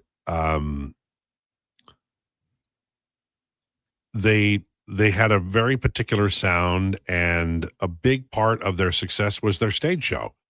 It involved lots of lights and, effects. And so it was an experience. Their lyrics weren't great, and I don't think they were the world's best guitar players or singers, but they definitely, I think, took advantage of the theater of what was available. Like, they weren't T-Rex and Mark Bolan, and they weren't David Bowie, but they did use some theater, and they did create some excitement, and that was enough to get them publicity. And then they played, 3-chord rock, banger music. New York Groove was the Ace Frehley's big hit, but I mean, I'll be honest, I prefer the Ramones. They were kind of a 3-chord rock band that had a little more, their lyrics were a little more interesting. Gonna get hell right now for all the Kiss fans. Do we have any two-way players? Well, you mean or all need to go through waivers? Well, you could send down Ike Howard. You could send down Matt Savoy. But that's it. Ziggy is ready, by the way. My dog is ready. She got her haircut today. Big day for Ziggy. She's a going concern. Tied with everybody healthy, what will the lines be? Well, I'll give you my opinion, and then we'll give the boys a chance to give their opinion, and then we'll go. Okay? When everybody's healthy, I think it'll be McDavid, Mangiapane, Zach Hyman, Draisaitl centering Nuge and Roslovic, Frederick centering Podkolzin and Tomasic, and Henrique centering Janmark and Matt Savoy. And the extra forwards will be Philp and Kapanen. Lazar will be on waivers. Gone. Yeah. Lazar, I think, and Howard will get sent back down. And then I do think they'll have to probably put Stetcher on waivers to get the defense where they need to be. But don't discount a trade. A trade is possible. I wonder if Bowman would don't get mad at me, but I wonder if Bowman would be interested in trying to go to Adam Henrique and ask him if he'd waive, because then you could put Philp on the fourth line with Savoy and Janmark in the case that I have. Do you think they want to get rid of Henrique, though? Well, I mean, he's on the fourth line, and he's, he knows the system that like Knobloch runs. I would put him, Gregor said this at the beginning of the year. I think I'd put Nuge at third line center, and I would put Henrique on the wing. And maybe they'll do that. And let Philip run the fourth line. Isn't he a natural winger, Henrique? No, he's natural center. Oh, is he really? No. Been a center for pretty much his whole career. Shows you how much puck I know. No, but I mean, that's what makes this show good, to be honest with you, because I'm out of my league in basketball and every other sport except highlight and hockey and baseball. But baseball, I think we have fields of expertise that make us complementary to each other, right? I would agree. Yeah. And then Declan with the gigantic brain, he forces us to talk about college football like anybody cares. Declan has a huge noggin. Not that it looks like a huge noggin. I'm just saying your brain is big. What football college games are you looking forward to most? Oh, man. I mean, USC Notre Dame this week. Lowetide. Like, that's a rivalry you should be getting up for. Kind of a sneaky playoff eliminator. Vandy, LSU, Ole Miss, Georgia. And Lions, Elks tonight. Bama, Tennessee. You're calling the Elks to win this. Yeah, I'm gonna stake it. Yeah, right. Elks win. What did I say? 33-22. That one came in hard. I like Holy that. Though. Hell, Sam! I like it. No, Sam, that was That's good. I like that. First time I've heard the music. I like that, Sam. That was good. I like that it comes in hard like that. Bathroom now. I mean, that scared the. He pissed all over the floor. I didn't. Stop saying that, you mean boys. All right. Thanks for tuning into the Lowdown. I'm probably back Monday. Gregor's got to sit in this chair. We'll see. Please enjoy your day. Love you guys. The Sports 1440 update.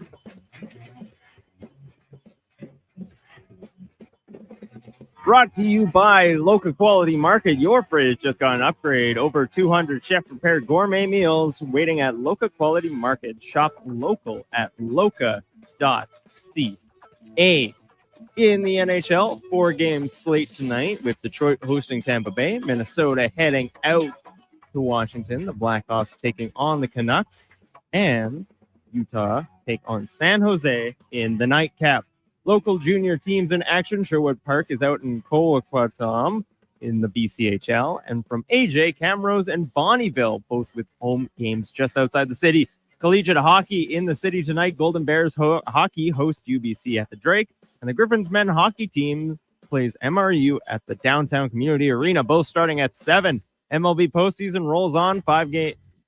Game 5 of the ALCS goes between Seattle and the Jays. Best of 7 series tied at 2. Kevin Gausman takes the bump for Toronto. First pitch just after 4. And in the NLCS, the Dodgers look to finish off the sweep of the Milwaukee Brewers with Shohei Ohtani on the hill. First pitch from SoCal just after 6:30 Mountain Time. Game day for the Edmonton Elks with their postseason hopes on the line as they take on BC in Vancouver. Kickoff at 8:30. In other Week 20 action, the Bombers host Saskatchewan at 6. And finally, some sad news to pass along. Longtime Edmonton journalist and sportscaster John Sexsmith has passed away following an extensive battle with cancer. John began his career in Edmonton in 1990, winning a National Journalist Award in 2014. He was actively involved in the community as a hockey coach and with with organizations like Sports Central and the Alberta Cancer Foundation. Up at the top of the hour, it's the Jason Krueger Show here on Sports 1440, and this has been your Sports 1440 update with Sam Will.